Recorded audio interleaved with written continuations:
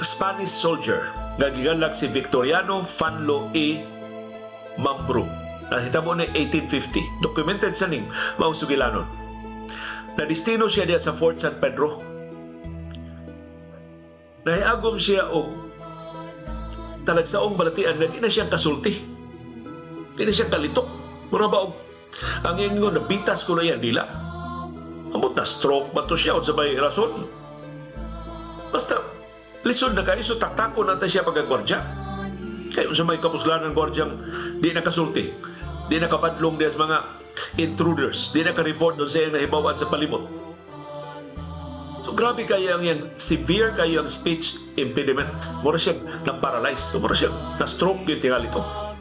So imposible na kayo siya makatumad siya trabaho. Nang usano kagabi di nisod sa Fort San Pedro na usak ka kulitos.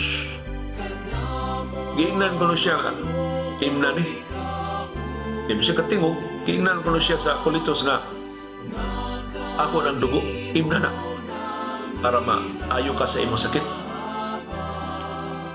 So iyang inom, pag inom ko niya kining sundalo nga si Victoriano Fanlo A. Mambro makasulti na. Gawas nga makasulti na siya, makasuwat o makabasa pag yun. Unya sa wa pa madaot og iyang dila, di man siya kamamusuwat, di siya kamabasa.